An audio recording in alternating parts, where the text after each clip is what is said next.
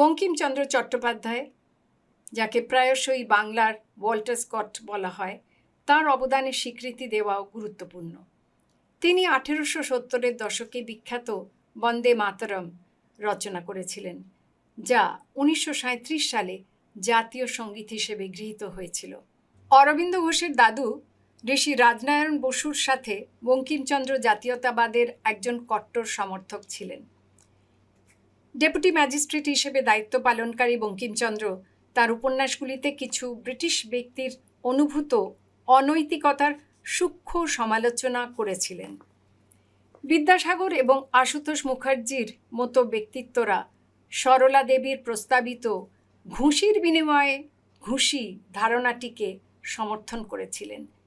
যদিও সকল বুদ্ধিজীবী সশস্ত্র স্বাধীনতা সংগ্রামে সক্রিয়ভাবে অংশগ্রহণ করতে পারতেন না, বঙ্কিমচন্দ্র এবং শরৎচন্দ্র চট্টোপাধ্যায়ের মতো ঔপন্যাসিকরা তাদের রচনার মাধ্যমে জঙ্গি জাতীয়তাবাদের প্রতি তাদের সমর্থন প্রকাশ করেছিলেন, যার মধ্যে রয়েছে আনন্দমঠ এবং পথের দাবি। দৈনিক পত্রিকার কাছে অরবিন্দ এবং বন্দে মাতরমের প্রতি J.L. বানিজির নিম্নলিখিত শ্রদ্ধাঞ্জলি একটি ন্যায্য মূল্যায়ন হিসেবে বিবেচিত হতে পারে। এতে লেখা ছিল, বন্দে মাতরম জনপ্রিয় হয়ে ওঠে, প্রায় একদিনের মধ্যেই জনপ্রিয়তা লাভ করে এবং শীঘ্রই ভারতীয় সাংবাদিকতার ক্ষেত্রে একটি উল্লেখযোগ্য অবস্থান অর্জন করে। এর শৈলীর প্রাণ শক্তি এবং শক্তি, এর সুরের তীব্র প্রত্যক্ষতা, এর মনোভাবের নির্ভীক স্বাধীনতা, জনগণের সামনে এটি যে উচ্চ এবং অনুপ্রেরণামূলক আদর্শ ধারণ করে, দেশের প্রতিভার প্রতি এর আবেগপূর্ণ বিশ্বাস, এই সব কিছুই একত্রিত হয়ে নতুন পত্রিকাটিকে তার ক্রমবর্ধমান পাঠকদের হৃদয় এবং স্নেহে মূলোৎপাটন করে। অধিকন্তু জনগণ জানত যে বন্দে মাতরম তাদের নিজস্ব ছিল, কোনো চক্র, গোষ্ঠী বা উপদলের নয়, বরং ভারতীয় জাতীয়তার মতোই বিস্তৃত। আমরা যে কোনো সংবাদপত্রকে জানি, তারা কখনো বন্দে মাতরম মতো এত আবেগপূর্ণ ব্যক্তিগত উৎসাহ জাগাতে পারেনি, যতটা তার জীবনের সংক্ষিপ্ত মেয়াদে করেছিল। প্রকৃত অবদানকারী যেই হোক না কেন, পত্রিকার আত্মা, প্রতিভা ছিলেন অরবিন্দ। কলমটি শ্যামসুন্দরের হোক বা না হোক, বিশ্ব এটি নিয়ে মাথা ঘামায়নি, কিন্তু কণ্ঠস্বর ছিল অরবিন্দ ঘোষ। তার স্পষ্ট বাণী মানুষকে বীরত্বপূর্ণ এবং কঠোর আত্মবিসর্জনের আহ্বান জানায়।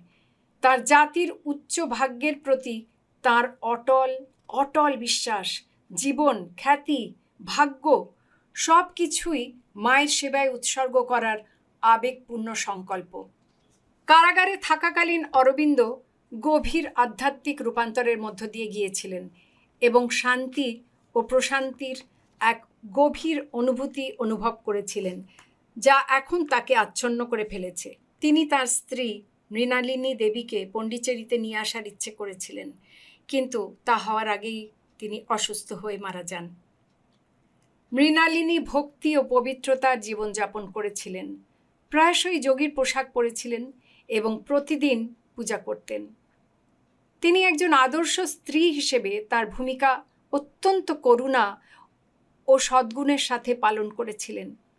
নিঃস্বার্থতার নিদর্শন হিসেবে তিনি তার সমস্ত অলংকার দরিদ্রদের দান করেছিলেন এবং শ্রী অরবিন্দের অনুমোদনে ভগিনী নিবেদিতার স্মৃতিতে একটি স্কুলে একটি বৃত্তি প্রতিষ্ঠা করেছিলেন। মৃণালিনী অনন্তকালের জন্য ছিলেন, তার আত্মা সময়ের সীমা অতিক্রম করে। শ্রী অরবিন্দ পুনরায় বিবাহ করেননি। তিনি তার জীবনের বাকি 40 বছর যোগ, ধ্যান এবং 37টি খণ্ডে বিস্তৃত এক অসাধারণ দার্শনিক রচনার জন্য উৎসর্গ করেছিলেন। এই রচনাগুলি এখন বিশ্বের সেরা কলেজ এবং বিশ্ববিদ্যালয়ের বইয়ের তাকগুলিতে শোভা পাচ্ছে। 1947 সালের 15ই অগস্ট অরবিন্দের জন্মদিনে ভারত স্বাধীনতা লাভ করে। তার বিশাল অবদানের স্বীকৃতি স্বরূপ রবীন্দ্রনাথ ঠাকুর তাকে 2 পৃষ্ঠার একটি কবিতা দিয়ে সম্মানিত করেন, যেখানে তাকে ভারতের আত্মার মিউজ অবতার হিসেবে অভিহিত করা হয়। Episode 3 voice over 8। 1890 সাল, কেমব্রিজ বিশ্ববিদ্যালয়ের প্রাঙ্গণে দুজন ছাত্র একে অপরকে চিনতেন না, অরবিন্দ ঘোষ এবং চার্লস বিচক্রফট। একজন স্বাধীনতা পথের পথিকৃৎ হতে চলেছেন, অন্যজন বিচারপতি। বিধির নির্বন্ধে তাদের জীবন ঘটনাচক্রে একটা সময় একই পথে সংক্রমণ করবে, বিচারপ্রার্থী ও বিচারপতি। কেমব্রিজ থেকে সসম্মানে গ্রিক ও ল্যাটিনে ট্রাইপস করার পর আইসিএস পরীক্ষায় অরবিন্দ ঘোষ একাদশ স্থানে উত্তীর্ণ হন। চার্লস বিচক্রফট তালিকায় ছিলেন 36 স্থানে। কিন্তু ইংরেজের দাসত্ব অরবিন্দের লক্ষ্য ছিল না, ছিল দেশ মাতার মুক্তি সাধনা। 1902 সাল, দেশে ফেরার পর বরোদার রাজকীয় চাকরি ছেড়ে অরবিন্দ ঘোষ বাংলায় ফিরে এলেন। মেদিনীপুরে তিনি তাঁর ঠাকুরদা ঋষি রাজনারায়ণ বসুর সান্নিধ্যে আসেন। রাজনারায়ণ ছিলেন জাতীয়তাবাদের পুরোহিত। রবীন্দ্রনাথের গৃহশিক্ষক থেকে সংস্কৃত পণ্ডিত বিদ্যাসাগর রামগতি ন্যায়রত্নকে ইংরেজি শিক্ষায় সাহায্য, বহু গ্রন্থাগার, সাহিত্য সভা স্থাপন, দেশমাতার উন্নয়নে তার অবদান অসামান্য। মেদিনীপুর শহরের স্কুল। অরবিন্দ একটি গাছতলায় ছাত্রদের সামনে বক্তৃতা দিচ্ছেন।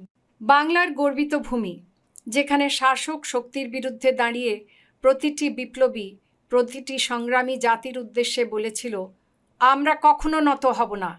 অরবিন্দ, ক্ষুদিরাম, মাতঙ্গিনী হাজরা, অনাথ বন্ধু পাঁজা, প্রদ্যুৎ ভট্টাচার্য, নির্মল জীবন ঘোষ, মৃগেন্দ্র দত্ত, ব্রজকিশোর চক্রবর্তী, রামকৃষ্ণ রায়, সূর্য সেন, প্রফুল্ল নলিনী ব্রহ্ম, কল্পনা দত্ত, প্রীতিলতা ওয়াদ্দেদার, দীনেশ গুপ্ত, দীনেশ মজুমদার, বিনয় বসু, বাদল গুপ্ত, নবজীবন ঘোষ, সন্তোষ গাঙ্গুলি, কানাইলাল দত্ত, সত্যেন বসু, অনুজাচরণ সেন, আশফাকুল্লাহ, এমন শত শত নাম যারা নিজেদের জীবন দিয়ে দেখিয়ে দিয়েছে যে স্বাধীনতা শুধুমাত্র একটি আদর্শ নয়, একটি জীবন্ত শক্তি।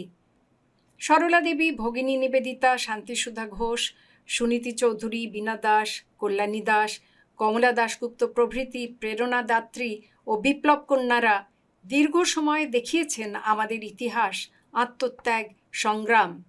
এগুলি শুধু একক ঘটনায় আটকে নেই। এই ঐতিহাসিক ঘটনাগুলি এক দুর্দমনীয় সংকল্প শক্তির সংযোগ, এক অভূতপূর্ব হোমবহ্নি যা ভারতবর্ষের স্বাধীনতা সংগ্রামের অগ্নিপরীক্ষা ছিল। প্রত্যেকটি রক্তবিন্দু বয়ে নিয়ে এসেছে স্বাধীনতার কাঙ্ক্ষিত দিশা, আর সেই অবদান আজও আমাদের চেতনায় বেঁচে আছে। আমাদের স্বাধীনতা, আমাদের গৌরব, এক মরণপণ সংগ্রামের অধ্যায় ভারতবর্ষের ইতিহাসে।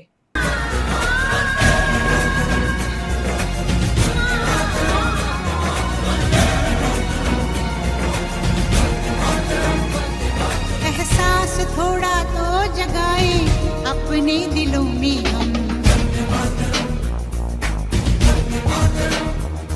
क्या नाम है अपना जहां में, खड़े हैं कहाँ पे हम,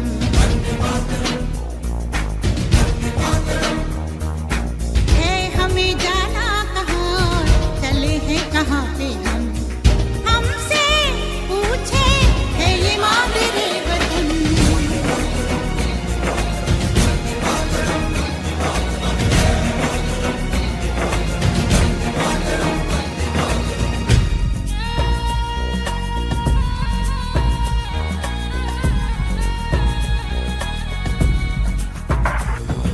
सुजलाम सुफलाम मलयज